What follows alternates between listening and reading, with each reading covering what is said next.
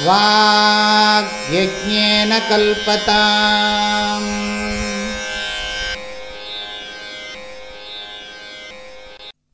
ஆனந்தமானந்தகரம் பிரசன்னம் போதஸ்வரூபம் நிஜபாவயுக்தம் யோகீந்திரமீட்யம் பவரோகவைத்யம் ஸ்ரீசித்தவானந்தகுரும் நமாமி. காலை சொற்பொழிவின் போது குருபாதுகா ஸ்தோத்திரத்தில் 3 ஸ்லோகங்கள் பார்த்திருக்கிறோம். 4வது ஸ்லோகத்திலிருந்து 9வது ஸ்லோகம் வரை விளக்கம் அறிந்து கொள்ள வேண்டும். முதல் 3 ஸ்லோகங்களை மீண்டும் சொல்லுகிறேன். 4வது ஸ்லோகத்தையும் சொல்லி பிறகு விளக்கத்தை துவக்குகிறேன். அனந்த சம்சார சமுத்திரதார நௌகாயிதாப்யாம் குருபக்திதாப்யாம் வைராக்ய சாம்ராஜ்யத பூஜனாப்யாம் நமோ நம ஸ்ரீ குருபாதுகாப்யாம் கவித்வவாராஷி நிஷாகராப்யாம் தௌர்பாக்யதாவாம்புதமாலிகாப்யாம் தூரீக்ருதானம்ர விபத்திதாப்யாம் நமோ நம ஸ்ரீ குருபாதுகாப்யாம் நதாயயோ ஸ்ரீ பதிதாம் சமீயுः கதாசிதப்யாசு தரித்ரவர்யாः மூகாஷ்ச வாசஸ்பதிதாம் ஹிதாப்யாம் நமோ நம ஸ்ரீ குருபாதுகாப்யாம் நாலீகநீகாசபதாஹ்ருதாப்யாம் நானாவிமோகாதி நிவாரிகாப்யாம் நமஜ்ஜனாபீஷ்டததி பிரதாப்யாம் நமோ நம ஸ்ரீ குருபாதுகாப்யாம்.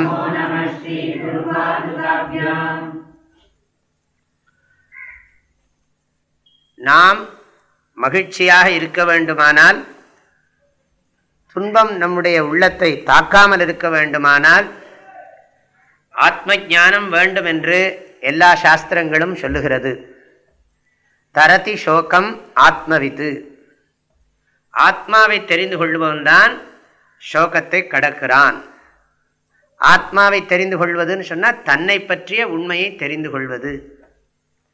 தான் உண்மையில் யார், உடலா மனமா புத்தியா அல்லது இவைகளுக்கெல்லாம் வேறானவனா என்ற ஒரு தத்துவ ஞானத்தை தெரிந்து கொள்வதுதான், தன்னை பற்றிய உண்மையான அறிவை பெறுவதுதான் துன்பங்கள் அனைத்தும் நீங்குவதற்கு உற்ற வழி என்று வேதாந்த சாஸ்திரங்கள் சொல்லுகின்றன. அந்த ஞானத்தை நாம பெற முடியாது. அந்த ஞானத்தை நாம் உபனிஷத் போன்ற சாஸ்திரங்களின் வாயிலாகத்தான் பெற முடியும். அந்த சாஸ்திரத்தையும் நாமவே படித்து தெரிந்து கொள்ள முடியாது.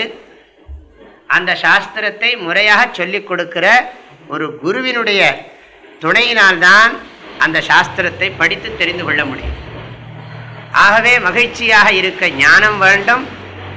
அந்த ஞானத்தை பெறுவதற்கு சாஸ்திரங்கள் படிக்க வேண்டும்.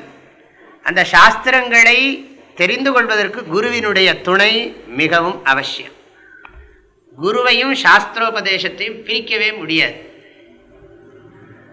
அப்படி சாஸ்திரத்தினால பெற்ற ஞானம், குருமுகமாக சாஸ்திரத்தினுடைய ஞானத்தை பெற்ற பிறகு ஒரு மனிதனுக்கு குருவின் மீது பக்தி மேலிடுகிறது.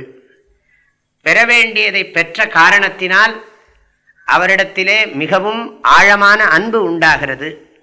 அந்த அன்பை வெளிப்படுத்துவதற்காக அவரை போற்றுகிறான். அறிவாளியை போற்றுவது அறிவை போற்றுவதாகும். அறிவை தனியாக நாம் போற்ற முடியாது. அறிவை உடையவனை போற்றுவதன் வாயிலாக அறிவை போற்றுகிறோம். அறிவாளியை போற்றுவது அறிவை போற்றுவதாகும். சாஸ்திரங்கள் திருவடியையே ஞானம் என்று குறிப்பிடுகிறது.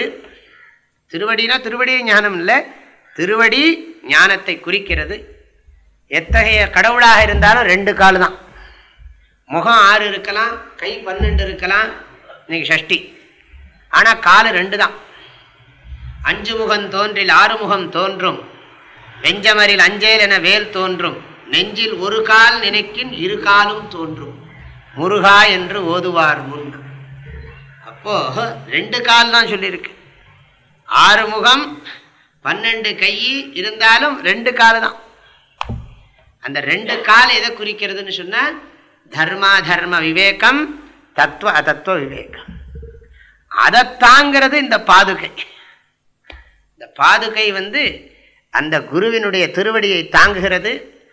குருவினிடத்திலே ஞானம் இருக்கிறது. ஞானத்தை குருவினிடத்திலே போற்றுவதற்கு எப்படி கை கொடுக்கிறோமோ அதுவரை காலை பூஜை பண்றோம். அந்த காலை தாங்கிறது எது? இந்த பாதுகை. இந்த பாதுகையை பூஜை பண்ணினாலே நாம அறிவை போற்றியதாகிறது. வெறும் காலில் பூஜை மாத்திரம் பண்ணிவிட்டு விட்டுடக்கூடாது. இப்போ படித்தோம் குருவஷ்டகம்னு ஒன்று, கடைசியில் ஒரு வார்த்தை சொல்லியது, குரோருக்த வாக்கியே மனோ யஷ்ச லக்னம். அதுதான் ரொம்ப முக்கியம். சும்மா குரோரங்கிரி பத்மே மனஷ்டேன்ன லக்னம் ததக்கிம் ததக்கிம்னு சொல்லியிருக்கு. ஆனால் அதை விட ரொம்ப முக்கியம், கடைசியில் குரு சொன்ன வார்த்தையில் எவனுடைய மனசு நிற்கிறதோ அப்பத்தான் பிரயோஜனம்னு சொல்லியிருக்கு. இதெல்லாம் புறச்சடங்குகள் தான். ஆனால் இந்த புறச்சடங்குகள் மனதிலே ஒரு பண்பை உருவாக்குகிறது, ஒரு நல்ல பாவனையை உருவாக்குகிறது. அந்த பாவனையோடு கூடிய தத்துவ ஞானம் தெய்வீகத்தோடு கூடிய ஞானமாக இருக்கிறது. ஆகவே தான் இந்த குருவினுடைய பாதுகையெல்லாம் போற்றி வணங்குகிறோம். இதனை வணங்குறதன் மூலம் நம்முடைய ஞானம் தெய்வீகமாக இருக்க வேண்டும் என்பது நோக்கம். ஆகவேதான் இந்த இத்தனை 3 ஸ்லோகத்தில் விளக்கம் பார்த்தோம். 4வது ஸ்லோகம் சொல்லுகிறது, நாலீக நீகாச பதாகிருதாபியாம். நாலீகன்னு சொன்னா தாமரை. ரொம்ப சம்ஸ்கிருதம் தெரிஞ்சவங்களே கொஞ்சம் யோசிக்கும்படி எழுதுறாரு. சம்ஸ்கிருதம் என்ன, அந்த சாதாரண பண்டிதர்கள் மாதிரி பேசினா அப்புறம் அவ்வளோ பெரிய ஜெகத்குருவுக்கும் நமக்கு என்ன வித்தியாசம் இருக்குது? ஒரு ஸ்தானத்தில் அவங்கள உட்காந்து வச்சுருக்காங்கன்னா அப்புறம் அதுக்குன்னு ஒரு கெப்பாசிட்டி இருக்கணும் இல்லையா? அதனால் அந்த ஒரு உயர்ந்த ஸ்தானத்தில் இருக்கிறதுனால அவருக்கு எவ்வளவு தூரம் அந்த ஸ்தானத்துக்குரிய அளவுக்கு தகுதியை காட்டணும். அப்போ தான் அந்த ஸ்தானத்தினுடைய பெருமை நமக்கு விளங்கும். அதாவது அது காட்டணுங்கிறது அவங்களுக்கு நோக்கம் இல்லை, அந்த ஸ்தானத்தை பெருமைப்படுத்தணும், அது அவங்களுடைய நோக்கம். ஆகையினால மற்றவர்கள் சொல்லுகின்ற சாதாரண வார்த்தைகளை பயன்படுத்தாமல் உயர்ந்த பதங்களை எல்லாம் போடுறார். அதுவும் இவரே காயின் பண்ணுற மாதிரி இருக்குது சிலதெல்லாம் வேர்ட்ஸ் எல்லாம். அதனால் நாலீக்கன்னு சொன்னால் எது குழாய் போன்ற கொடியிலிருந்து தோன்றுகிறதோ அதுக்கு பேர் நாளீக்கம். தாமரை நாளம், அந்த தாமரை கொடி இருக்க உள்ளுக்குள்ள ஹோல் இருக்கும். அதனால தான் அதை வச்சுருந்தா சொல்றார் நாளீக்கம்னா தாமரை. அதே மாதிரி நளினி தளம் அப்படின்னு சொல்லுவோம். நளினிங்கிறது அதுலேருந்து வந்தது தான். சரி, ரொம்ப நான் வியாக்கியானம் பண்ணல, இதோட நிறுத்திக்கிறேன். நாளீக்கம்னா தாமரை. நாளீக்கம்னா தாமரை. நீகாஷன்னு சொன்னால் 2 மீனிங் இருக்கு. நீகாஷன்னா ஒளின்னு ஒரு அர்த்தம், இன்னொரு அர்த்தம் ஒப்புன்னு அர்த்தம். தாமரைக்கு இந்த கான்டெக்ட்ல ஒப்புன்னு அர்த்தம். நீகாஷன்னா சமானமான, தாமரைக்கு ஒப்பான. பதம்னா திருவடி, குருவினுடைய திருவடி. ஆகிருதாபியாம், அந்த திருவடியை தாங்குவதுன்னு நம்ம அர்த்தம் சொல்லியிருக்கேன் தமிழ்ல. அதை இழுக்கிறதான் அந்த பாதுகையானது. அந்த தாமரைக்கு ஒப்பான திருவடியை அது கவர்ந்து இழுக்கிறதா அந்த பாதுகை. அப்படி ஒரு எக்ஸ்பிரஷன். எல்லாம் கவி நல்லா அப்படி சொல்றார். தாமரைக்கு ஒப்பான திருவடியை கவர்ந்து இழுப்பதும் அப்படி போடணும் தமிழ்ல. ஆனா தாங்குவதும்னு போட்டிருக்கேன். கவர்ந்து இழுப்பதும் நானா விமோகாதி நிவாரிகாபியாம். ஒரு இது சொல்ற போது இந்த அர்த்தத்தில் சொல்றார். ஏன்னா ஞானமும் மென்மையானது, அறிவும் மென்மையானது, தாமரையும் மென்மையானது. அறிவு வந்ததுன்னா எல்லாமே நன்றாக வாழ்க்கையில் எல்லாமே தெளிவாக இருக்குது, சந்தோஷமாக இருக்குது. தாமரை புஷ்பம் நல்லா மலர்ந்த பார்க்குறதுக்கு எப்படி இருக்குது? ஹைன்னு பார்க்குறோம். நன்றாக விரிஞ்சிருக்குன்னு வச்சுங்களேன். மொட்டா இருந்தால் எப்படி இருக்காது, அவ்வளவு ரசிக்காது. அது நன்றாக விரிஞ்சிருக்கிற போது அதுவும் நேச்சுரலாக விரிஞ்சிருக்கணும். நம்ம வாங்கி இப்படி தட்டி விரித்து எல்லாம் பண்ணுறோம், அது வேறு விஷயம். அதுவாக விரிஞ்சிருக்கணும். அந்த சூரியனை பார்த்து விரிஞ்சிருக்கிற அந்த தாமரையை பார்க்கும் பொழுது அதில் இருக்கிற நிறம், அதனுடைய வடிவம் எல்லாம் நம்முடைய உள்ளத்தை கொள்ளை கொள்கிறது. அதனால தான் தாமரை முகம், தாமரை கண்ணு, இந்த எக்ஸாம்பிள்லாம் சிலது தான் இருக்கும், அது தவிர வேறு போட முடியாது. அதனால் கால் தாமரையாக இருக்குது, கை தாமரையாக இருக்குது, முகம் தாமரையாக இருக்குது, கண்ணு தாமரையாக இருக்குது. இப்படிதான் சொல்லுவாங்க, சாதாரணமாக இப்படி தான் சொல்கிறேன். கராரவிந்தேன பதாரவிந்தம், முகாரவிந்தே வாய் தாமரையாம், வினிவேஷயந்தம். இந்த கோபாலகிருஷ்ணன், ஆலிலை கிருஷ்ணர் இருக்கார், அவர் என்ன பண்ணிருக்காருன்னா ஒரு கட்டை விரலை தூக்கி வாயில் வச்சுட்டுருக்கார். அதை வர்ணிக்கிறாங்க. கராரவிந்தம்னா கை, பதாரவிந்தம்னா கால். கைத்தாமரையினால் கால் தாமரை அப்படி சொல்லணும். காலாகிய தாமரையை எடுத்து வாயாகிய தாமரைக்குள் வைத்திருக்கிறார். கராரவிந்தேன பதாரவிந்தம் முகாரவிந்தே வினிவேஷயந்தம் வடஸ்ய பத்ரஸ்ய புட்டேஷயானம் பாலம் முகுந்தம் மனசா ஸ்மராமி. மாதிரி எல்லாத்துக்கும் வர்ணிக்கிறதுக்கு தாமரையை சொல்லாமல் இருக்க முடியாது. அங்கே இந்த இவரும் சொல்றார், மற்றவங்களும் தாமரையை சொல்றாங்க, இவரும் தாமரையை சொல்றார். நான் தாமரை சொல்றேன், வேற விதமா சொல்லுவேன் அப்படின்னு காட்டுறாரு. நாலீக நீகாஷ பதாஹிருதாபியாம் நானா விமோகாதி நிவாரிகாபியாம். மனிதனுக்கு எவ்வளவோ மயக்கம் இருக்கு. பொய்யானதை உண்மைன்னு நினைக்கிறான், உண்மையை பொய்ன்னு நினைக்கிறான். சுகம் தராததை சுகம் தரும்னு நினைக்கிறான், சுகம் தரக்கூடியதை சுகம் தராதுன்னு நினைக்கிறான். நல்லவனை கெட்டவன்னு நினைக்கிறான், கெட்டவனை நல்லவன்னு நினைக்கிறான். என்னதான் பாக்கி இருக்கு? எல்லாவற்றிலுமே மனிதனுக்கு மோகம் இருக்கு. விமோகாதி, விமோகம்னா விசேஷ மோக, நானா விமோக, பல்வேறு வித விஷயங்கள்ல மோகம். ஒன்னா ரெண்டா நிறைய இருக்கு.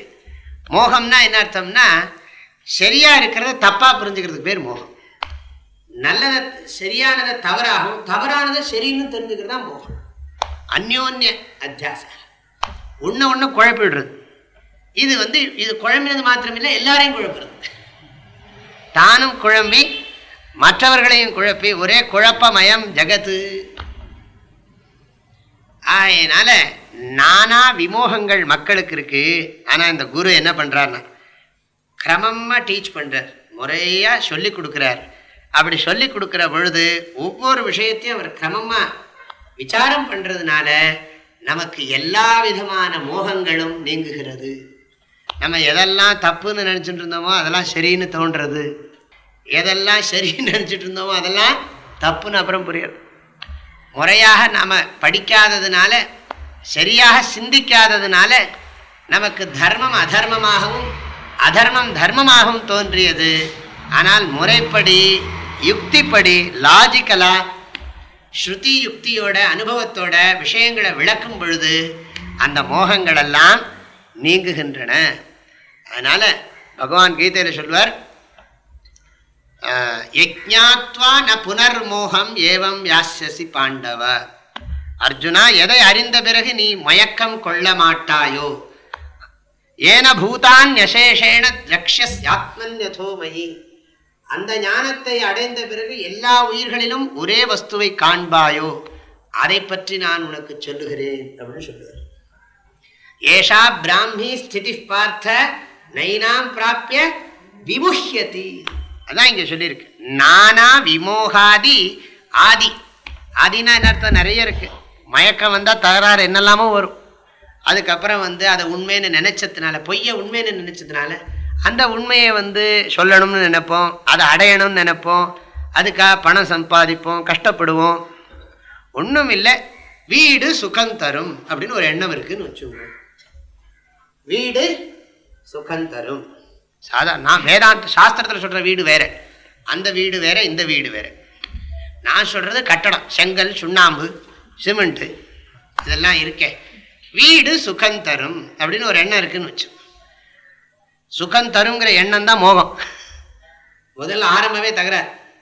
வீடு சுகம் தருங்கிற அந்த எண்ணம் இருக்கே, அது ஆரம்பமே தகராறு. அதனால அது முதல்ல மோகம். அதுல சுகம் வருங்கிற எண்ணம், அது சுகம் வருங்கிறதுனால என்ன பண்ணணும், அதுக்காக முயற்சி பண்ணும். இப்ப நான் எப்படி இருக்கேன், வாடகை வீட்டில் இருக்கேன். வாடகை வீட்டில் இருக்கிற எனக்கு சொந்த வீடு வந்தா சுகம்னு நினைக்கிறேன். அதுக்காக வேண்டி யாரும் வீடு சொந்த வீடு கட்டக்கூடாதுன்னு அர்த்தம் இல்லை. விஷயத்தை புரிஞ்சுங்க. சொந்த வீடு கட்டினா சுகம் கிடைக்குங்கிறதான் தப்பு. சொந்த வீடு வேணும், ஆனால் அது சுகம் கிடைக்குமாங்கிறதுலாம் பிரச்சனை. சொந்த வீடு கட்டிட்டா சுகமா இருக்கலாம்னு நினைக்கிறோம்.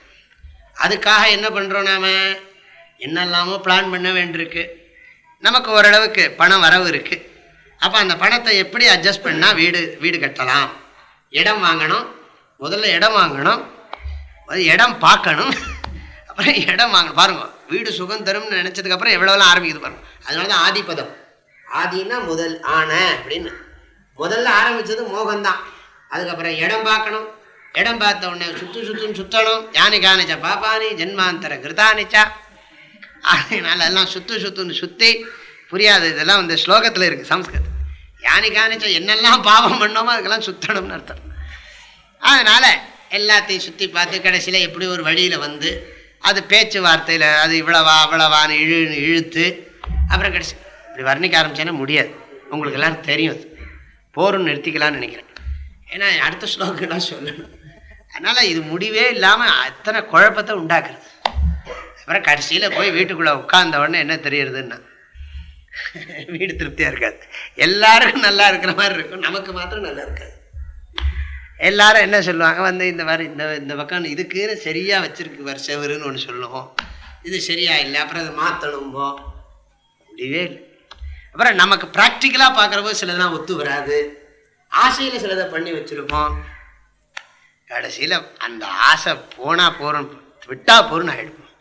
ஒரு பிசாச்சு பிடிச்ச மாதிரி. அது ஏதோ வாழ்க்கைக்கு தேவைன்னு சொல்லி பண்ணியிருந்தா பரவாயில்ல, அதனால ஏதோ இன்பம் கிடைக்கும்னு நினைச்சோம் பாருங்க, அது வந்து கிடைக்கலன்னு டிசப்பாயின்மெண்ட்.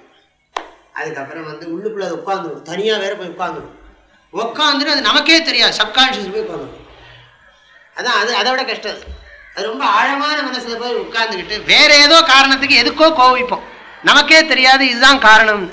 அப்புறம் அவர் வந்து அங்கே இந்த சைக்காலஜிஸ்ட் வந்து இந்த ஹிப்னாட்டிசம் பண்ணி கொடுக்குற அந்த டாக்டர் வந்து படுக்க வச்சு உள்ள இருந்து எடுப்பார். அது என்ன சொல்றது இது? அப்போ இதுக்கு என்னன்னா நானா விமோகம், ஒன்னா ரெண்டா. இப்போ நான் சொன்னது வீடு தான். வீடு இந்த மாதிரி எத்தனையோ இருக்கு. இப்படி நான் வர்ணிக்க ஆரம்பித்தா எண்ட்லெஸ்ஸாக போயிட்டு இருக்காது. ஒன்று ஒன்றா எடுத்தால் உலகத்தில் விஷயம் குறைவா என்ன, நிறைய விஷயங்கள் இருக்கு. இதெல்லாம் வர்ணனை பண்ணுறது. நானா விமோக ஆதி நிவாரிகாபியாம். ஒரு தத்துவ ஞானத்தை கொடுத்த மாத்திரத்திலேயே எல்லாத்துலேயும் சுகம் இருக்குங்கிற புத்தியே போயிடும். அதனால் ஏதோ இருக்கோமா சாகிற வரைக்கும் என்னத்தையோ இருக்கிறத வச்சுன்னு மேனேஜ் பண்ணுவோம். எதையும் ஒன்றும் சரி பண்ண முடியாது. அதுக்காக வேண்டி நான் பிரயத்தனம் பண்ணக்கூடாதுன்னு சொல்கிறேன்னு அர்த்தம் இல்லை. எல்லாத்தையும் மாற்றிக்காதீங்க. சாமியார் சொல்லிட்டான்னு சொல்லி இருக்கிற கொஞ்சம் நெஞ்சத்தையும் போக்கிடாதீங்க. ஏதோ நீங்கள் பாட்டுக்கு பண்ணலாம். ஆனால் ஒன்று ஞாபகம் வச்சுங்க, ஆத்மாவை தவிர சுகமான வஸ்து எதுவும் கிடையாது. ஸ்வரூபமேவ சுகம் அந்நச்சேத் நைவ தத் சுகம்னு சொல்லுகிறது சாஸ்திரம். ஸ்வரூபந்தான் சுகம். ஸ்வரூபத்துக்கு வேறாக இருக்கிற சுகமெல்லாம் சுக ஆபாசம். அது சுகம் மாதிரி தோன்றுகிறது. அதனால் இந்த நானா விமோகம் முதலானவைகளை எல்லாம் நிவாரணம் பண்ணுகிறது. நீயே இன்பம், எதிலும் உனக்கு இன்பம் கிடைக்காது. ஏதோ வாழ்க்கைக்கு தேவையானவைகளை நிறைவேற்றிக்கொள், ஆனால் இன்பத்தை எதிலும் தேடாதே. ஏனென்றால் நீயே இன்பமாக இருக்கிறாய். இந்த ஞானத்தை குரு குலது முறையா சொல்லி கொடுக்குறார். அவர் நீயே இன்பமாக இருக்கிறாய் மொட்டையா சொல்றது இல்லை. அதுக்கு நிறைய நியாயங்களை எல்லாம் சொல்லி சாஸ்திரங்களை எல்லாம் சொல்லி கொடுத்து, அதனால நீயே இன்ப வடிவம்னு புரிஞ்ச உடனே அவனுக்கு இன்பத்தை தேடணுங்கிற எண்ணமே போய்விடுகிறது. பெரும் புதையல் என்னிடமே இருக்க நான் ஏன் பிச்சை எடுப்பானேன்? பெரும் புதையல் எங்கிட்டே இருக்கும்போது நான் என்னத்துக்கு பிச்சை எடுக்கணும் அப்படிங்கிற உண்மை தெரிகிறது. அப்புறம் இன்பத்தை தேடி ஓடுற பழக்கமே கிடையாது அவனுக்கு. அதெல்லாம் நீக்கி விடுகிறது. எதுன்னா இந்த குரு பாதுகை. குரு பாதுகைன்னா ஞானம். இந்த அறிவானது எல்லாவற்றையும் இந்த குரு பாதுகையை பூஜை பண்ணினாலே வந்து விடுகிறது. குரு பாதுகா பூஜான்னு சொன்னா என்ன அர்த்தம்? சாஸ்திர தத்துவ ஞான நிஷ்டா. குரு பாதுகா பூஜாங்கிறது வெளியில, ஆனா ஆழமான மனசுல என்னன்னா அந்த தத்துவ ஞான நிஷ்டை, அந்த தத்துவ ஞானத்தில் உறுதியாக இருப்பதுதான்.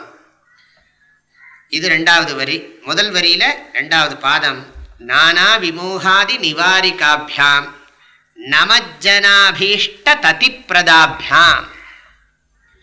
நமஜ்ஜன நமது ஜன, நமஸ்காரம் பண்ணுகின்ற ஜனங்களுக்கு, அபீஷ்ட அவர்கள் விரும்பியவற்றை, ததி பிரதாபியாம் வரிசையா கொடுத்துட்டே இருப்பாராம். தத்தின்னு சொன்னா பங்கின்னு அர்த்தம், வரிசைன்னு அர்த்தம்.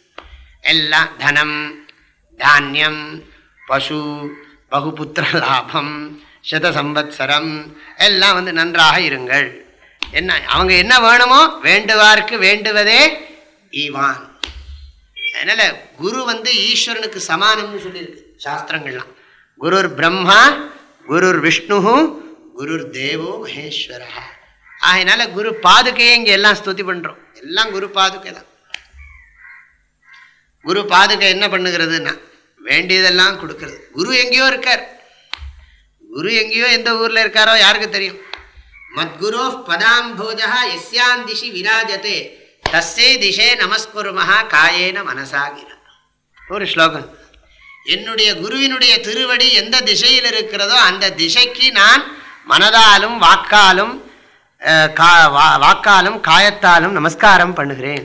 மத்குரோ ஸ்ரீ பதாம்போஜா எஸ்யாம் திசி விராஜத்தை, எந்த திசையில் விளங்கி கொண்டிருக்கிறது யாருக்கு தெரியும்.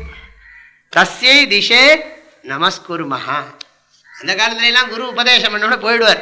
அதுக்கப்புறம் அவர் எந்த ஊருக்கு போனார்னு யாருக்கும் தெரியாது. இப்போ வந்து எஸ்டிடிலாம் பேசுறதுக்கு சௌரியம் இருக்கு குரு கூட. அப்பெல்லாம் ஒன்றும் கிடையாது. அவெல்லாம் அந்த காலத்தில் ஒன்றும் கிடையாது. அவர் உபதேசம் முடிஞ்சோன்னா அவரும் போயிடுவார், நம்மளும் போயிட வேண்டியதான். நமக்கு அவருக்கும் ஒன்றும் சம்பந்தமே இருக்காது. அதுக்கப்புறம் எதேச்சியா எங்கேயாவது சந்திச்சா உண்டு. அதுவும் வாழ்க்கையில் திரும்ப சந்திப்போமாங்கிறதும் சந்தேகம்தான். நமஜன அபீஷ்ட ததிப்பிரதாபியாம், இஷ்டம் வேண்டியதெல்லாம் கொடுக்கக்கூடிய சக்தி உடையது அந்த குரு பாதுகை. பிரதாபியாம், அப்படிப்பட்ட குரு பாதுகையை நான் நமஸ்காரம் பண்ணுகிறேன். டைரக்டா தர்றதில்லை. டைரக்டா அவர் கொடுக்குறாரா என்ன?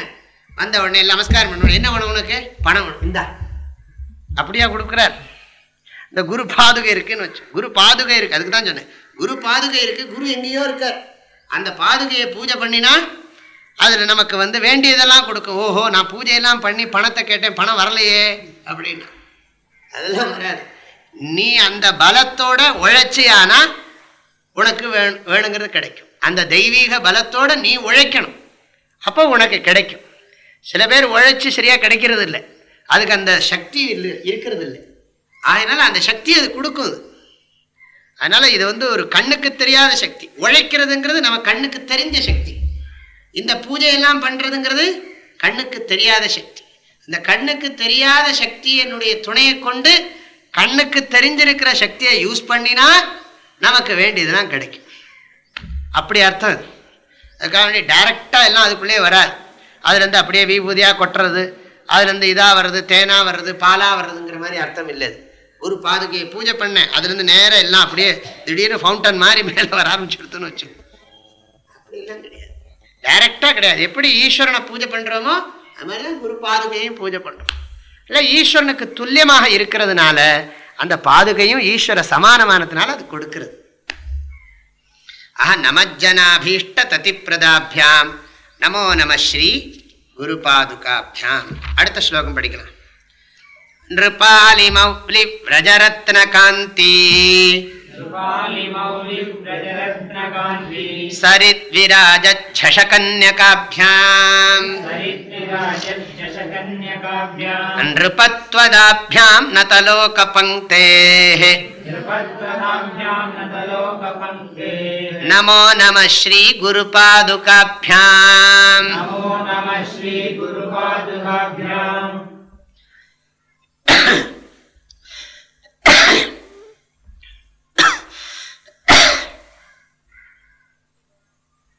இது ஒரு கவியினுடைய அழகை காட்டுகிற ஒரு ஸ்லோகம். அதாவது குருநாதர் நடந்து போறாராம். அவர் காலில் பாதுகை போட்டிருக்கார். அது நடந்து போறார். அப்ப வரிசையா ராஜாக்கள்லாம் நிற்கிறாங்க. பெரிய பெரிய மகாராஜாக்கள்லாம் நிற்கிறார்கள். அவர்கள் எல்லோரும் கிரீட்டம் வைத்திருக்கிறார்கள். ஒவ்வொருவருடைய கிரீட்டமும் பல ரத்னங்களால் அலங்கரிக்கப்பட்டிருக்கு. அந்த குரு பாதுகையோட போட்டுக்கொண்டு வரும் பொழுது எல்லாரும் நமஸ்காரம் பண்ணுகிறார்கள். அந்த பெரிய பெரிய மகாராஜாக்கள்லாம் நமஸ்காரம் பண்ணுகிறார்கள். அப்படி நமஸ்காரம் பண்ணும் பொழுது எல்லாருடைய அந்த அந்த கிரீட்டங்கள்லாம் அப்படியே பிரகாசமா இருக்கு. அது ஒளியா இருக்கான், ஒரே லைட்டா இருக்கு அந்த இடம் முழுக்க. அப்படி நமஸ்காரம் பண்ற போது இவர் நடந்து போயிட்டே இருக்காராம். இப்படி நமஸ்காரம் பண்றாங்கன்னு வச்சுங்க. இப்படி நமஸ்காரம் பண்றாங்க, இவர் இப்படியே நடந்து போயிட்டே இருக்கார். மெதுவாக நடந்து போகிறார். இந்த பாதுகை போயிட்டு இருக்கு. அவர் நடந்து போகிறதுனால பாதுகை போயிட்டே இருக்கு. இது எப்படி இருக்குன்னா, அப்படி சொல்றாரு, எப்படி இருக்குன்னா அந்த ரத்தன காந்தி ஒளி இருக்கே, அந்த ஒளியில இந்த பாதுகை போறதுங்கிறது அந்த ரத்தன ஒளி கடலில் ஒரு மீன் செல்லுவது போல இருக்கிறது அப்படின்னு ஒரு வர்ணனை. ஆக இந்த ஸ்லோகம், இந்த வரி அதான் சொல்றாரு. நிருப அலி, அலினா வரிசைன்னு அர்த்தம். தீபாவலிஹி, ஆவலிஹின்னு சொன்னா வரிசை. அதனால நிருபாலிஹி, நிருபாலிஹி மௌலி விரஜ. அரசர்கள் எல்லாம் தலையில மௌலின்னு சொன்னா கிரீட்டம். வசிட்டனே புனைந்திட்டான் மௌலி அப்படின்னு கம்பராமாயணம் சொல்றது இல்லையா? மௌலினா கிரீட்டம். நிருபாலி, அரசர்கள் வரிசையாக நிற்கிறார்கள். அவர்களுடைய தலையிலே கிரீட்டம் மௌலி இருக்கிறது. அது நிறைய இருக்கு. விரஜ ரத்ன காந்தி, அந்த அந்த மகுட கூட்டங்கள் இருக்கே, அந்த மகுட கூட்டங்களில் ரத்னங்களுடைய ஒளியானது சரித்து. சரித்துன்னா கடல். இந்த காம்பவுண்ட் அவர் கிரியேட் பண்றதுக்கு எவ்வளவு புத்தி இருக்கணும் நம்மளால யோசிச்சு கூட பார்க்க முடியும். ரிபாலி மௌலி விரஜரத்ன காந்தி. சரித்து, சரித்துன்னா கடல். அந்த சரித்துல விராஜ சஷகன்யகாபியாம், விளங்கி கொண்டிருக்கிற ஜஷகன்யகா. ஜஷகன்யகான்னா பெண் மீன். ஜஷகன்யகா, அந்த ஜஷகன்யகா அது போய்கொண்டிருக்கிறது. அது மாதிரி இருக்கக்கூடிய பாதுகைங்கிறார். அப்படிப்பட்ட பாதுகை. அது மாத்திரம் இல்லை, அந்த அரசர்கள் எல்லாம் நிம்மதியா எப்படி இருக்காங்க தெரியுமா? அந்த பதவியில இவர் தான் அந்த அரச பதவியை கொடுத்துருக்கார். அவங்கெல்லாம் நமஸ்காரம் பண்றதுனால அரச பதவியை இவர் தான் கொடுத்துருக்காருன்னா இதுக்கு ரெண்டு ரீசன். ஒன்று, இதை எழுதின நரசிம்ம பாரதி சுவாமிகள் அங்கே சிங்கேரி மட்டத்தில் அவங்களுக்கு இந்த ராஜ மரியாதையெல்லாம் உண்டு. அது மாத்திரமில்லை, விஜயநகர சாம்ராஜ்யத்தை உருவாக்கியவர் அவர் தான். அந்த 10வது பீட்டாதிபதி வித்யாரண்யர். அவர் தான் அதுக்கு மறைமுகமான காரணம். நேரடியாக இல்லை, ஹரிஹர புக்கனுக்கு ஹெல்ப் பண்ணவர். ஆகையினால அந்த சிற்றரசர்கள், பேரரசர்கள் எல்லாருமே அங்கே வணங்குறது வழக்கம். அவங்களாம் என்ன சொல்லுவாங்கன்னா, நாங்கள் எங்களை ஊரில் இருக்கிற இத்தனை பேச்சுக்கிடையில் நாங்கள் நிம்மதியாக இருக்கணும்னா குருநாதா உங்களுடைய கிருபதான். நாங்கள் இன்னைக்கு அரசாட்சியில் அரச பதவியில் இருக்கோம்னா அது உங்கள் கருணைன்னா. ஏன்னா எங்களுக்கு இருக்கிற இந்த பிரச்சனைக்கு நாங்கள் விட்டு உடனே ஓடிலாம் தோணும். ஆனாலும் நல்லது காரியம் பண்ணணுங்கிறதுக்காக வேண்டி உங்களை போன்ற பெரியவர்களால் எங்களுக்கு இந்த பதவி இருக்கிறது. அதனால நதலோக பங்கே, வணங்குகின்ற மக்கள் கூட்டத்திற்கு நிருபத்வதாபியாம். நிருபத்வம்னா அரசத்தன்மை, நிருபத்வம் அரசத்தன்மை, தாபியாம்னா கொடுப்பதுன்னு அர்த்தம். நிருபத்வம் ததாதி இது நிருபத்வதா. அப்ப நிருபத்வதாபியாம் வணங்குகின்றவர்களுக்கு அரச பதவியை கொடுக்கக்கூடிய அந்த குரு பாதுகையை நான் வணங்குகிறேன். முதல்ல ஒரு கவி வர்ணனை, அடுத்த வரியில நமஸ்காரம் பண்ணுகிறவர்களுக்கு அரச பதவியெல்லாம் கொடுக்கக்கூடிய அந்த குரு பாதுகையை நான் வணங்குகிறேன். அடுத்த ஸ்லோகம். பாபாந்தகாரார்க்க பரம்பராப்யாம் தாபத்ரயாஹீந்திர ககேஸ்வராப்யாம் ஜாட்யாப்தி சம்சோஷண வாடவாப்யாம் நமோ நம ஸ்ரீ குரு பாதுகாப்யாம் தாபத்ரயாஹீந்திர ககேஸ்வராப்யாம் ஜாட்யாப்தி சம்சோஷண வாடவாப்யாம் நமோ நம ஸ்ரீ குரு பாதுகாப்யாம்.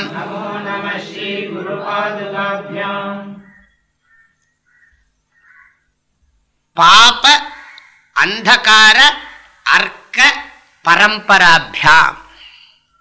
பாபம்னு சொன்னா பாபம், பாபம்னு சொன்னா அதான் சொல்ல முடியும், தீவினை பயன். பாபம், இந்த பாபம் இருக்கே, பாபம்ங்கிற இருட்டு, அதில் சிக்கின்னு இருக்கோம் நம்ம எல்லாரும்.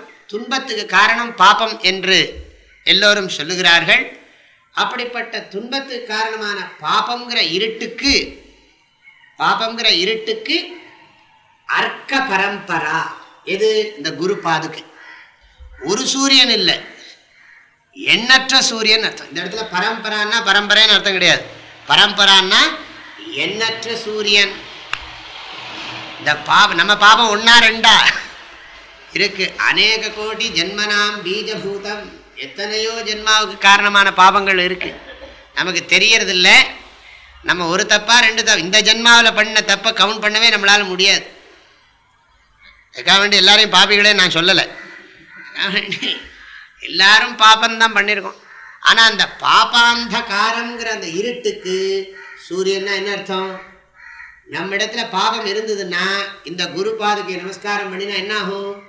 சூரியன் இருக்கிற இடத்துல என்னைக்காவது இருட்டு இருந்திருக்கிறதோ? சூரியன் இருக்கும் இடத்தில் இருட்டு இருந்ததாக சரித்திரம் உண்டா? சூரியன் என்னைக்காவது இருட்டை பார்க்க முடியுமா? முடியாது. ஆகையினால இந்த குரு பாதுகையானது நம்முடைய பாபங்களை எல்லாம் முழுமையாக அழிக்கிறதுங்கிறத இப்படி பிரசன்ட் பண்றார் அவர். குருவினுடைய பாதுகையை நாம் போற்றி வழிபடுவதால் நம்முடைய பாபங்கள் அனைத்தும் முற்றும் அழிந்துபட்டு போகிறது என்பதை சொல்றதுக்கு இப்படி சொல்றார். பாபாந்தகாரார்க்க பரம்பராபியாம். அர்க்கன சூரியன், அர்க்கஹா. அர்க்க பரம்பராபியாம். இது ஒரு வரி, இது ஒரு பாதம், ஒரு 2 வரி தான் ஸ்லோகம். இது முதல் பாதம். 2வது பாதம் சொல்லுகிறது தாபத்ரய அஹீந்த கக ஈஸ்வராபியாம். தாபத்ரயம்னு சொன்னா நம்மிடத்திலே உண்டாகிற துன்பம், அதாவது நம்முடைய உடல், நம்முடைய மனசு, நாமளாவே என்னத்தையாவது தப்பா நினைச்சுன்னு புரிஞ்சுட்டு அதனால படுற துன்பம், நம்ம உடம்புல உண்டாகிற வியாதி, இதுக்கு ஆத்தியாத்மிக தாபம்னு பேர். அடுத்தது ஆதி பௌத்திக தாபம்னு பேரு. மற்றவங்களால நமக்கு வர உண்டாகிற துன்பம், மற்றவங்க நமக்கு ஏதாவது ஹிம்சை பண்றது, நமக்கு இடைஞ்சல் பண்றது, அந்த மாதிரி வர்ற துக்கத்துக்கெல்லாம் ஆதி பௌத்திக தாபம்னு பேர். விலங்குகளால் வருவது, மற்ற ஜனங்களால் உண்டாவது, இதெல்லாம் ஆதி பௌத்திக தாபம். அப்புறம் இயற்கையின் சீற்றத்தினால வரக்கூடியது பூகம்பம், இடி, இந்த மாதிரி எல்லாம் இருக்கே, அதனால நமக்கு உண்டாகிற துன்பமெல்லாம் ஆதி தெய்வீக தாபம்னு பேர். தாபம் 3மே நம்முடைய உள்ளத்தை வருந்த செய்வதால் 3க்குமே தாபம்னு பேர். துன்பங்களை 3 கோணத்துல 3 பொருள்களிலிருந்து அனுபவிக்கிறோம், 3 விதமான வஸ்துக்கள்லேருந்து நாம் அனுபவிக்கிறோம். நம்ம கிட்ட இருந்தே, மற்றதுல இருந்தே, இயற்கையினுடைய தன்மையிலிருந்து, இத்தனையிலிருந்து நாம் துன்பத்தை அனுபவிக்கிறோம். இந்த 3 துன்பத்துக்கும் சேர்த்து ஒரேடியா தாபத்ரயம்னு சொல்றது. திரயம்னா 3, தாபம்னா துன்பம். 3 வகை துன்பம். இந்த தாபத்ரயம்ங்கிற பாம்பா, இது பாம்பு எப்படின்னா அஹீந்திரஹா. அஹீந்திரஹான்னு சொன்னா, அஹீனா பாம்பு, இந்திரன்னா தலைவன். அஹீந்திரஹா இந்த வார்த்தைக்கே அப்படி போட்டிருக்காரு. அஹீந்திரஹான்னு சொன்னா பாம்புகளின் தலைவன். வாசுகியோ அனந்தனோ இதெல்லாம் பாம்புகளின் தலைவன் சொல்றது. ஆனா இங்க தாபத்ரயம்ங்கிறதே பாம்புகள்ங்கிறது. தாபத்ரயம் 3 தாபத்ரயம் ஆகிய பாம்புகளுக்கு கக ஈஸ்வராபியாம். கக ஈஸ்வராபியாம். ககன்னு சொன்னா பறவை. எது ஆகாயத்தில் செல்லுகிறதோ அதுக்கு ககான்னு பேர். கே கச்சதி இதி ககா. ரொம்ப சம்ஸ்கிருதம் தெரிஞ்சா இது என்ஜாய் பண்ணலாம். எப்படியெல்லாம் இந்த பொயட்டிக், இந்த கவி எப்படியெல்லாம் விளையாடுறதுங்கிறது இதில் பார்க்கலாம். தமிழில் நம்ம எப்படி ரசிக்கிறோம் அதே மாதிரி தான். அதனால கே கச்சதி இதி ககா. ககா ஹா கஹா க 2 தான் இருக்கு. கேன்னா ஆகாசம், சம்ஸ்கிருதத்தில் கம்னா ஆகாசம்னு பேர். பூமி ராப்போ நலோ வாயு கம் மனோ புத்திரேவச்ச. பூமி ஆபஹ அனலஹ வாயு கம் என்று கீதையும் சொல்லுகிறது. அந்த ஆகாசத்தில் எது செல்லுகிறதோ அதுக்கு பறவை. அந்த பறவைகளின் தலைவன் யாருன்னா கருடன். அதனால ககானாம் ஈஸ்வரஹா ககேஸ்வரா. கொஞ்சம் யோசிக்கட்டும் தான் இப்படிலாம் பண்ணிருக்காரு. ககேஸ்வரஹா கருடஹா. அஹீந்திரஸ்ய அந்த பாம்புக்கும் கருடனுக்கும் தெரியுமோ இல்லையோ, ரொம்ப ரொம்ப அந்யோன்யம். இந்த காலத்தில் நம்பவே முடியறதில்லை. யாரெல்லாம் எப்போ போய் என்ன சேருவாங்கன்னு தெரியல. இதுக்கு சொல்கிறேன். ஆனால் பொதுவாக இதெல்லாம் மனுஷனையாவது நம்ப முடியாது. திடீர்னு மாறிடுவான். நேற்றுக்கு 2 பேரும் இப்படி அடிச்சுட்டு இருந்தோம், இன்றைக்கி அப்படியே தோள் மேலே கை போடணும் 2 பேரும் ஹோட்டலுக்கு போயிட்டு இருப்பான். நீங்கள் உங்களுக்கு நம்பவே முடியாது. ஆனால் அதெல்லாம் அப்படி இல்லை. என்னைக்கும் பாம்புக்கும் கருடனுக்கும் சத்ரு நித்திய சத்ரு தான். ஒரு நாள் அதெல்லாம் சேஞ்ச் ஆகிறது இல்லை. எதுக்காக வேண்டி இது நம்முடைய இதுக்காக வேண்டிய அட்ஜஸ்ட்மெண்ட்லாம் அது பண்ணாது. அது என்றைக்கும் அப்படி தான். அதனால் தாபத்ரயம் என்கிற பாம்புக்கு கருடனாக இருப்பதாக இருக்கிறது இந்த குரு பாதுகை. எல்லாம் கடைசியில் குரு பாதுகை. இந்த குரு பாதுகையானது நம்முடைய 3 வகையான துன்பங்களை 3 வகையான துன்பங்களாகிய பாம்புக்கு கருடனாக இருக்கிறது. அப்படின்னா என்ன? சத்ருவாக இருக்கிறது. அப்படின்னா என்ன அர்த்தம்? நம்ம இந்த குரு பாதுகையை பூஜை பண்ணால் நமக்கு 3 தாபங்களும் போயிடும். முதல்ல பாபம் போகும்னர், இப்போ தாபம் போகும்னர். பாப நிவர்த்தி தாப நிவர்த்தி குரு பாதுகையை ஸ்துதிப்பதால் வருகிறது. அப்புறம் ஜாட்யாப்தி சம்சோஷண வாடவாபியாம். ஜாட்யம்னு சொன்னா இந்த ஜடத்தன்மை. என்ன சொன்னாலும் மண்டையில ஏறாது, அதுக்கு தான் ஜாட்யம்னு பேர். ஜடத்தன்மை. மௌட்யம்னு சொல்லுவோம். மௌட்யம்னா மூடஸ்ய பாவகா மௌட்யம். மூடனாயிருக்கும் தன்மை மௌட்யம். சிலர் உம்முன்னு இருக்கிறதுக்கு மௌட்யம்பாங்க. அப்படி அர்த்தம் இல்லை. என்ன சொன்னாலும் புரியலேன்னு சொன்னால் மௌட்யம். ஜாட்யம்னா அப்படியே தான் இருப்பார். அப்படியே இட்லி சாப்பிடுவார், தூங்கிடுவார். வேற ஒன்றும் பண்ண முடியாது. நீங்கள் என்ன சொன்னாலும் அவருக்கு புரியவே புரியாது. அவ்வளோதான். காலம் நல்ல தயிரை சாப்பிட்டுவிட்டு அப்படியே அவ்வளோதான் கொரட்டை விட்டுடுவார். இதெல்லாம் ஜாட்யம்னு பேர். இந்த ஜாட்யம்ங்கிறது ஜனங்களுக்கு ரொம்ப இருக்கு. கொஞ்ச நேரம் உட்கார்ந்து பொறுமையாக படிக்க சொல்லுங்க பார்ப்போம். ஒரு நல்ல புஸ்தகத்தை கொடுத்து, அதுதான் ரொம்ப முக்கியம். இதெல்லாம் படிச்சுடுவோம். என்னவோ எக்ஸ்பிரஸ் எல்லாம் இருக்கு. அதெல்லாம் எக்ஸ்பிரஸ், அந்த எக்ஸ்பிரஸ், இந்த எக்ஸ்பிரஸ், இந்த சினிமா புஸ்தகங்கள், அரசியல் விஷயங்கள், எதெல்லாம் யூஸ்லெஸ்ஸோ அதெல்லாம் ரொம்ப இன்ட்ரெஸ்டாக படிக்கிறோம். இந்த மாதிரி ஸ்லோகத்தை கேட்கணும்னா அந்த 1 மணி நேரத்துலேயே நமக்கு எப்படி ஆகிடுறது பாருங்க, ஜாட்யம் வந்துவிடுது. ஏன்னா இந்த மாதிரி ஸ்லோகமெல்லாம் இது என்னது? ககா ஈஸ்வராபியாம் கே கச்சதி இது ககா கம்னு சொன்ன ஆகாசம் தோன்றது இல்லையா? அப்படி நினைக்கிறோம் இல்லையா? அதுதான் ஜாட்யம். ஜாட்யம்னா வேற ஒன்றும் இல்லை. நமக்கு இதெல்லாம் உள்ள போகலைன்னா ஜாட்யம் தான். ரொம்ப சிரமப்படுறோம். இதை அப்படி புரிஞ்சுக்கிறது கஷ்டப்படுறோம். பேசாமல் ஒரு தமிழ் நூல் எடுத்துருக்கப்படாது இந்த சுவாமி. தமிழில் சொன்னாலே நமக்கு புரியாது. அதையும் சம்ஸ்கிருதத்தில் எடுத்து, சம்ஸ்கிருதத்திலே கஷ்டமான சம்ஸ்கிருதம். நமக்கு ஒரு ஒரு புஸ்தகத்தை ரொம்ப நேரம் படிக்க முடியறதில்லை. அது ஆரம்பத்தில் சில சமயம் நமக்கு இன்ட்ரெஸ்ட் இருக்கும், எந்த புஸ்தகத்துலையுமே இன்ட்ரெஸ்ட் போயிடுது. எல்லாத்துலேயும் அப்படி இருக்குது. அது இருக்கக்கூடாது. அதை டெவலப் பண்ணி ஆகணும். நாங்கள் அது ஒரு நல்ல பழக்கம். அது நல்ல புஸ்தகங்களை ரொம்ப நேரம் படிக்கிறதுக்கு நம்ம பழகணும். அப்படி எப்போ பழகிறோமோ அப்போ உங்களுக்கு தெரியும் அதனுடைய நன்மை. அப்போ தான் தெரியும். அதெல்லாம் வெளியில் விளக்கியெல்லாம் சொல்ல முடியாது. நல்ல புஸ்தகங்களை நீண்ட நேரம் படிப்பதற்கு பழகிக்கொள்ள வேண்டும். அது ஒரு நல்ல இது. இப்போ இங்கே என்ன சொல்றார், ஜாட்யம்ங்கிற அப்தின்னா என்ன, சமுத்திரம். நம்மக்கிட்ட இந்த ஜடத்தன்மைங்கிறது கடல் மாதிரி பெருசாக இருக்குது. ஆனால் இந்த குரு பாதுகை இருக்கே, இதை பூஜை பண்ணின மாத்திரத்தில் இந்த ஜாட்யம்ங்கிற கடலை வற்ற செய்யக்கூடிய எரிமலையாக இருக்குது. இந்த கடலுக்கு நடுவிலே எரிமலைகள்லாம் உண்டு. கடலுக்கு நடுவிலே உண்டு. நீங்கள் பார்த்தீங்கன்னா இந்த ரீயூனியன் ஒரு கண்ட்ரி இருக்குது. அந்த கண்ட்ரியில் பார்த்தீங்கன்னா பச்சையாக இருக்கும் மலை, இந்த பக்கம் மரங்கள்லாம் முளைச்சிருக்கும். திடீர்னு உள்ளுக்குள்ளேருந்து ஒரு நெருப்பு குழம்பு அப்படி மேலே பிச்சுட்டு வரும். அப்படியே அந்த நெருப்பு குழம்பு போயிட்டே இருக்கும். இந்த பக்கம் பார்த்தீங்கன்னா பச்சை பச்சையர்னு மரம் இருக்கும். இந்த பக்கம் பார்த்தீங்கன்னா அந்த நெருப்பு குழம்பு அப்படியே ஆறாட்டம் ஓடிட்டுருக்கும். அதே மாதிரி சமுத்திரத்துக்குள்ளே இருக்குது. அதுக்கு பேர் வடவாக்னின்னு பேர். அக்கடலின் மீது வட அனல் நிற்க இலையோ, ஆழாழி கரையின்றி நிற்க இலையோ, கொடிய ஆலம் அமுதாக இலையோ, அக்கடலின் மீது வட அனல் நிற்க இலையோங்கிறார் தாய்மானவர். கடல்ல அக்னி இருக்கு. சூரியன்லேருந்து இந்த பூமி தெரிச்சதாக நம்ம சயின்ஸ் சொல்லுகிறது. அதனால இன்னும் பூமியில எத்தனையோ பகுதிகள் நெருப்பு குழம்போடு இருக்கு. ஜப்பான்ல இருக்கிற ஒரே சோர்ஸ், நேச்சுரல் சோர்ஸ் என்னன்னா எரிமலை தான், வேற ஒன்றும் இல்லைங்க. ஆனால் இன்னைக்கு உலகத்திலேயே தன்னிறைவு பெற்ற நாடு ஒரே நாடு எது தெரியுமா? ஜப்பான் தான். யாருக்கா நம்ப முடியுமா? எல்லா ஊர்லேயும் நம்ம போடுறோம்ல தன்னிறைவு பெற்ற ஊர் அப்படின்னு போடுறோம். அது மீறி போனால் அதுக்கு ஒரு 500 பேர் இருப்பாங்க பாப்புலேஷன், அவ்வளோதான் இருக்கும். அப்போ எதுக்கு இதெல்லாம் சொல்கிறேன்னா, வடவாக்னிலேருந்து அங்கே போயிடுது. அந்த வடவாக்னி இருக்கிறது அது நம்முடைய அந்த குரு கிருபை, குருவினுடைய அந்த பாதுகையை பூஜை பண்ணினால் அந்த அனுகிரகம் செய்யக்கூடிய அந்த ஞானம் இருக்கிறது.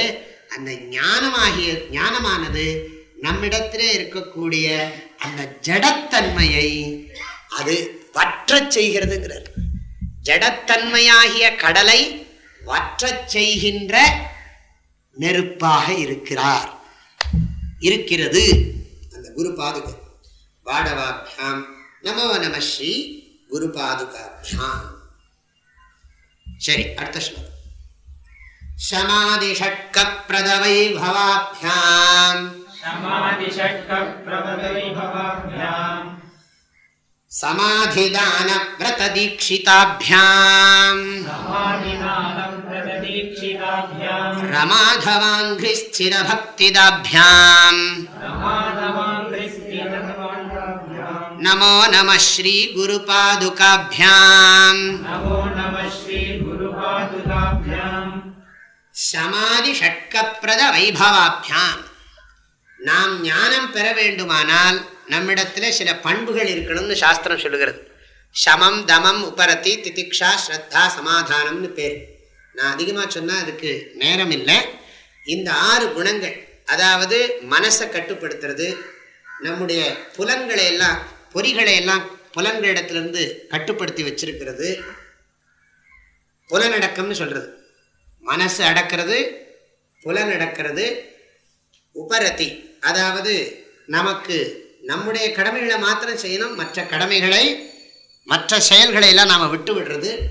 அல்லது இந்த நாம் மனசையும் இந்திரியங்களையும் கட்டுப்படுத்துறத மெயின்டைன் பண்ணுறது, அது ஒரு குணமாக சொல்லப்பட்டிருக்கு. அப்புறம் பொறுமையாக இருக்கிறது, இயற்கையில் வரக்கூடிய குளிர் வெப்பம், இன்னொருத்தர் சொல்கிற வார்த்தைகள், இதெல்லாம் தாங்கிக்கிறது. நல்ல வார்த்தைகள், கஷ்டமான வார்த்தைகள் எல்லாத்தையும் தாங்கிக்கிறது. இன்னொருத்தர் நம்மளை ஆக்ஷேபனை பண்ணால் அதெல்லாம் தாங்கிறது. பர ஆக்ஷேபாதி சகனம் திதிக்ஷா, இதெல்லாம் சொல்லியிருக்கு. அப்போ இந்த பொறுமையாக இருக்கிறது திதிக்ஷா, ஸ்ரத்தை, சாஸ்திரத்தில் நம்பிக்கை, மன ஒருமுகப்பாடு, இதெல்லாம் சேர்த்து ஷட்கம்னு பேர். சமாதி ஷட்கம், சமம் முதலான 6, அந்த 6ஐயும் கொடுக்கக்கூடிய கொடுப்பதில் சிறந்து விளங்கக்கூடியது. இந்த குரு பாதுகையை பூஜை பண்ணினோமானா நாம் பண்ணுற எஃபர்ட்டுக்கு நல்ல பலன் கிடைக்கும். நாம் பண்ணுற முயற்சிக்கு நல்ல ஒரு சப்போர்ட், ஒரு கண்ணுக்கு தெரியாத ஒரு சக்தியின் துணை நமக்கு கிடைக்கும். அதை கொடுக்கக்கூடியதான். இந்த பாதுகையை பூஜை பண்ணினால் நமக்கு இதெல்லாம் கிடைக்கும்னு சொல்றார். அப்புறம் சமாதி தான விரத தீட்சிதாபியாம், நமக்கு மன ஒருமுகப்பாட்டை கொடுத்தே தீருவது என்று கங்கணம் கட்டி கொண்டிருக்கான் அந்த குரு பாதுகை. சமாதி தானம், எங்கேயோ கேட்டிருக்கீங்களா இந்த வார்த்தை சமாதி தானம்னு? சமாதியை தானமாக கொடுக்குறது. சமாதின்னு சொன்னால் கான்சன்ட்ரேட், மனசு ஒருமுகப்படுறது, அப்சார்ப்ஷன். தியானத்தை கான்சன்ட்ரேஷன் சொல்லுவோம், சமாதினா அப்சார்ப்ஷன். நல்லா அதுலேயே ஒன்றி போகிறது. அந்த ஒன்றி போகிற தன்மைக்கு பேர் சமாதின்னு பேர். நம்ம இந்த சினிமாலாம் பார்க்குற போது, இல்லாட்டி யாராவது ஒரு ஆக்ட்ரஸை பார்க்குற போது ஆங்கிறாங்க வரும், அதுதான் அப்சார்ப்ஷன், சமாதி. அதுல எல்லாம் சமாதி இருக்கு, அது நேச்சுரல் சமாதி, அது எஃபர்ட்டே இல்லை. ஆனால் இங்கே அப்படி இல்லை. இங்கே முயற்சியோட பண்ணுறோம். இந்த முயற்சியோடு நம்ம பண்ணுறோம். அதுக்கு அவர் சங்கல்பம் பண்ணுறார், நமக்கு சமாதியை கொடுத்தே தீர்றது. சமாதியை கொடுத்தே அர்த்தம் தப்பாக பண்ணிடாங்க. சமாதியை கொடுத்தே தீர்றதுன்னு சொன்னால் நமக்கு மனசை ஒருமுகப்படுத்தி நமக்கு உண்மையை விளங்க வச்சே தீர்றதுங்கிற கங்கணம் கட்டின்னு இருக்காது. சமாதி தான விரத தீட்சிதாபியாம், இந்த சிஷ்யனுக்கு எப்படியாவது மனசை நன்றாக ஒருமுகப்படுத்தி இவனுக்கு உண்மையை விளங்க வச்சே தீர்றது அப்படின்னு கங்கணம் கட்டி கொண்டிருக்கிறதாம் அந்த குரு பாதுகை. சமாதி தான விரத தீட்சிதாபியாம். அது மாத்திரமல்ல, பரமேஸ்வர் கடவுளிடத்தில் நல்ல முழுமையான அன்பை செலுத்தக்கூடிய சக்தியும் அது தருகிறது. ரமா தவாங்கிரி ஸ்திர பக்தி தாபியாம். பாருங்க, குரு பாதுகையை பூஜை பண்ணினா கடவுளோட பக்தி நன்றாக இருக்கும்படி அது செய்கிறதுங்கிறார். இது நம்ம என்ன புரிஞ்சுக்கணும்னா, குரு எப்பவுமே கடவுளை பற்றியே பேசுகிறார், கடவுளுடைய மகிமைகளை பற்றியே சொல்கிறார், கடவுளிடத்தில் பக்தி உண்டாகும்படியாக அவர் பேசுகிறார். அதனால் நமக்கும் பக்தி உண்டாகிறது. அதனால் அப்படிப்பட்ட குரு பாதுகைங்கிறது அந்த பக்தியை கொடுக்கக்கூடிய குருவே தான் குறிக்கிறது. இந்த குரு பாதுகை என்ன பண்ணுகிறதுன்னா, நமக்கு ரமாதவா, ரமாதவஹான்னு சொன்னால், ரமாதவஹான்னு சொன்ன இதுக்கு நிறைய வியாக்கியானம் உண்டு. ரமாதவஹான்னு சொன்னால் மகாலட்சுமியின் கணவன். ரமான்னு சொன்னால் மகாலட்சுமி, தவஹான்னு சொன்னால் கணவன், பதிஹி. ர மாதவஹ ரமாதவஹ எப்படி வேணாலும் சொல்லலாம். அது இதெல்லாம் நிறைய இருக்குது அதில். ரமாதவஹ, ரமாதவ அங்கிரி, அங்கிரின்னு சொன்னால் திருவடி. அதில் ஸ்திர பக்தி தாபியாம், ஸ்திரமான பக்தியை, நிலைத்த பக்தியை கொடுக்கக்கூடியதுமான அந்த குரு பாதுகையை நான் வணங்குகிறேன் வணங்குகிறேன் அப்படின்னு 2 தடவை சொல்றார். அடுத்த ஸ்லோகம். ஸ்வார்ச்சாபராணாம் அகிலேஷ்டதாபியாம் ஸ்வாஹா சஹாயாக்ஷதுரந்தராபியாம் ஸ்வாந்தாச்சபாவப்ரதபூஜனாபியாம் நமோ நம ஸ்ரீ குருபாதுகாபியாம் ஸ்வார்ச்சாபராணாம் அகிலேஷ்டதாபியாம் ஸ்வாஹா சஹாயாக்ஷதுரந்தராபியாம் சஹாயாக்ஷதுரந்தராபியாம் ஸ்வாந்தாச்சபாவப்ரதபூஜனாபியாம் நமோ நம ஸ்ரீ குருபாதுகாபியாம்.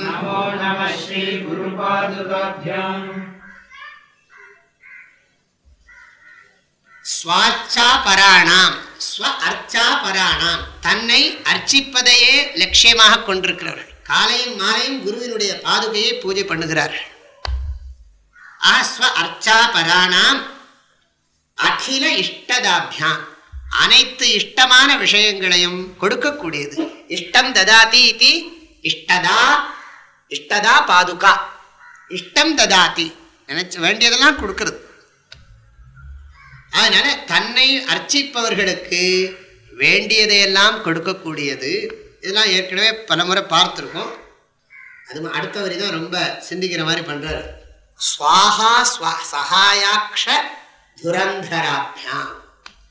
இது ஒரு நல்ல ஒரு சிந்தனையில சொல்ல வார்த்தை. ஸ்வாஹான்னு சொன்னா அக்னி தேவனுடைய மனைவிக்கு பேரு ஸ்வாஹா. அக்னி தேவனுடைய மனைவிக்கு பெயர் ஸ்வாஹா. அக்னி ஒய்ஃபுக்கு சகாயம் பண்றவன் தானே. அக்னி யாருன்னா மனைவிக்கு சகாயம் பண்றதுங்கிறது இங்கேயே இருக்கு பாருங்க. அப்போ இருக்கு இந்த மனைவி நமக்கு சகாயம் பண்றது. அவர் சொல்றாரு ஸ்வாஹா சகாயா. ஸ்வாஹா சகாயான்னு சொன்னா அக்னி சகாயான்னு சொன்னா ஸ்வாஹா தேவிக்கு உதவி செய்கின்றவன் அப்படின்னு அர்த்தம். ஸ்வாஹா தேவிக்கு உதவி செய்கின்ற அக்னி அக்ஷா. சிவபெருமானுடைய நெற்றிக் கண்ணு அக்னின்னு சொல்லியிருக்கு. சோம சூரிய அக்னி லோச்சனாய நமஹ. அப்படித்தான். அதுக்கு நிறைய விளக்கம் சொல்லுவாங்க. இது ஸ்ருதி, இது ஸ்ருதி, இது ஸ்ருதி யுக்தி அனுபவம், இதுதான் 3 கண்ணும்பாங்க. இப்படி நிறைய விளக்கங்களுக்கு உண்டு. இங்க இவர் என்ன சொல்றாருன்னா தன்னுடைய குருவினுடைய அந்த பாதுகையானது தன்னுடைய குருவை தாங்குகிறது, குருவினுடைய திருவடியை தாங்கிறது. என்னுடைய குரு யார் தெரியுமா? சிவன் தாங்கிறது. குரு வேற சிவன் வேறு இல்லை. சிவனே குரு, குருவே சிவன். சிவயேவ குரு சாட்சா குருரேவ பரசிவா என்று குருகீதையும் சொல்லுகிறது. ஆகையினால இவர் என்ன சொல்றாருன்னா ஸ்வாஹா சகாய அக்ஷ துரந்தரா. துரந்தரஹான சுமக்கிறதுன்னு அர்த்தம். நெற்றிக் கண்ணை சுமக்கின்ற பாதுகை அப்படிங்கிறது. நெற்றிக் கண்ணனை சுமக்கின்ற பாதுகை அப்படின்னா என்ன அர்த்தம்? என்னுடைய குரு வேற யாரும் இல்லை, சிவன்தான். சிவபெருமானாகி என்னுடைய குரு. அவருக்கும் ஸ்ருதி யுக்தி அனுபவம் 3 கண் இருக்கு. சிவனுக்கு சமானம் இல்லை, சிவனே தான். சிவனே அவர், அவரே இவர், இவரே அவர். ஆகையினால இந்த சிவனை தாங்குகிறது இந்த பாதுகை. ஆகையினால ஸ்வாஹா சகாயாக்ஷ துரந்தராபியாம். அது மாத்திரமல்ல ஸ்வாந்தாட்ச பாவப்பிரத பூஜனாபியாம். தன்னை பூஜை பண்ணுபவர்களுடைய உள்ளத்திலே ஸ்வஅந்தனா தன்னுடைய உள்ளத்தில் அச்சபாவப்பிரதா. இதெல்லாம் தான் சாதாரண பதமே யூஸ் பண்ண மாட்டேங்கிறார். அச்சான்னு சொன்னா நிர்மலம். நேற்றுக்கு ராத்திரி 1 மணி நேரம் ஆச்சு இந்த டிக்ஷனரியில பார்த்து இதெல்லாம் கண்டுபிடிக்கிறது. இந்த சப்தத்துக்கு என்ன அர்த்தம்னு சொல்லி கண்டுபிடிக்கிறது. அதை கண்டுபிடிச்சு அது வேற 2-3 மீனிங் போடுறான். எந்த மீனிங் இங்க எடுக்கிறதுன்னு தெரிய மாட்டேங்கிறது. விரஜம்னா வழின்னு ஒரு அர்த்தம் சொல்றா, விரஜம்னா கூட்டம்னு ஒரு அர்த்தம் சொல்றான். இந்த கான்டெக்ஸ்டுக்கு என்ன மீனிங் போட்டா சரி வரும்னு யோசிக்க வேண்டியிருக்கு. ரொம்ப சந்தோஷமா இருக்கு. இப்படி சிந்திக்கும்படி இருக்கணுமே. இப்பதானே சொன்னேன் ஜாட்யாப்தி சொல்றேன் இல்லையா? அதனால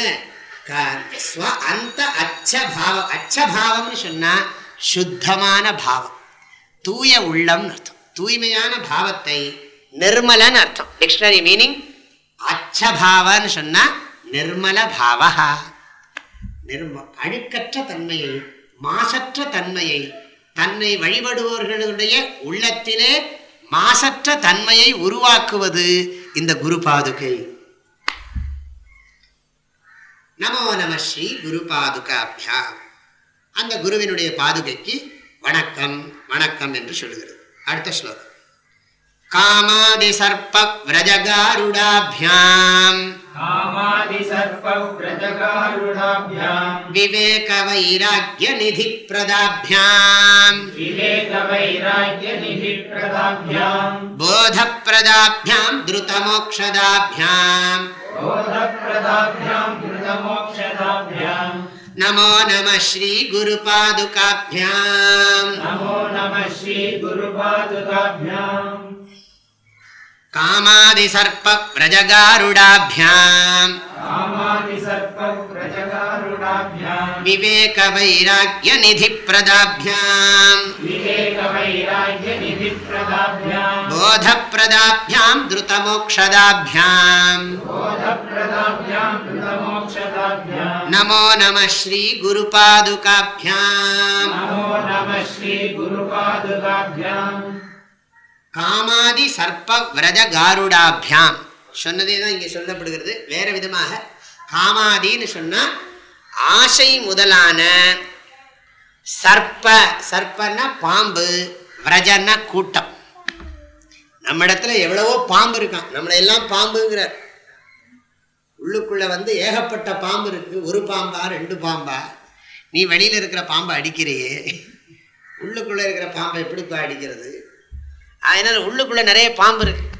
என்னது? காமம், குரோதம், லோபம், மோகம், மதம், ஆச்சரியம். அதனால காம ஆதினுட்ட ஆசை முதலான சர்ப்ப விரஜ, விரஜன கூட்டம், பாம்பு கூட்டங்களுக்கு காருடாபியாம் கருடனாக இருப்பது இந்த பாதுகை.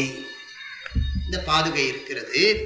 அது மாத்திரமல்ல, நமக்கு பகுத்தறிவு, பற்றற்ற தன்மை என்கிற பெட்டகத்தை நமக்கு வழங்குகிறது. நிதி பிரதாப்யாம். நிதினா பெட்டகம், பொக்கிஷம். அதாவது விவேக வைராக்கிய நிதி பிரதாப்யாம், அதை நன்றாகவே கொடுக்கிறது. போத பிரதாப்யாம், இதான் ரொம்ப முக்கியம். நமக்கு முதல்ல எல்லாம் பணம் கொடுக்கும்லாம் சொல்லித்து, இப்பதான் வித்தியாசமா சொல்றது. பணமெல்லாம் முக்கியம் இல்லப்பா, புத்தி தான் முக்கியம் சொல்றது.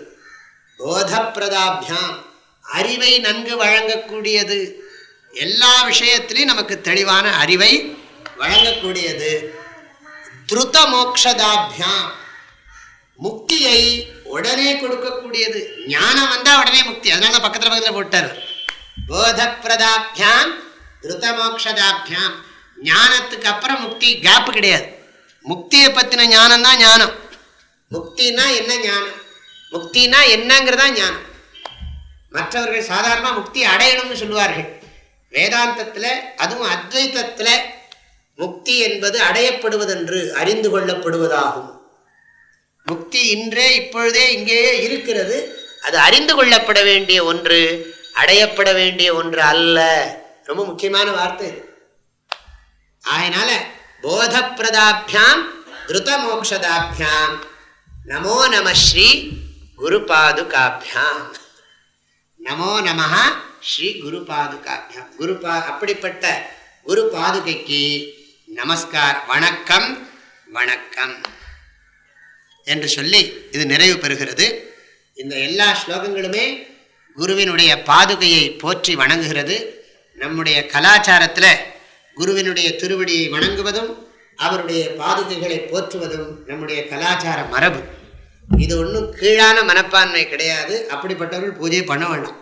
அது அவங்களுக்கும் நல்லது, நமக்கும் நல்லது. அதனால் இதெல்லாம் ஒரு ஆட்டிடியூட், ஒரு பாவனை. நம்ம நாட்டில் எல்லாத்தையுமே உயர்ந்ததாக கருதுறது நம்முடைய பாவனை. அந்த பாவனையின் அடிப்படையில் தான் இந்த ஸ்லோகங்களை சொல்லி இருக்கிறார் ஜெகத்குரு நரசிம்ம பாரதி சுவாமிகள். இன்றைய தினம் நம்முடைய குருநாதர் ஸ்ரீ சுவாமி சித்பவானந்தருடைய மகா சமாதி நினைவு தினமாக இருப்பதால் குரு சம்பந்தப்பட்ட ஏதாவது ஒரு ஸ்லோகத்தை எடுத்துக்கொள்ள வேண்டும் என்று நினைத்தேன். அவருடைய அருளால் இந்த ஸ்லோகங்களுக்கு இந்த அளவிலே உரையை நிறைவு செய்கிறேன். ஹரி ஓம். ஓம் பூர்ணமதః பூர்ணமிதம் பூர்ணாத் பூர்ணமுதச்யதே பூர்ணஸ்ய பூர்ணமாதாய பூர்ணமேவாவசிஷ்யதே. ஓம் சாந்தி ஷாந்தி ஷாந்தி. ஹரி ஓம்.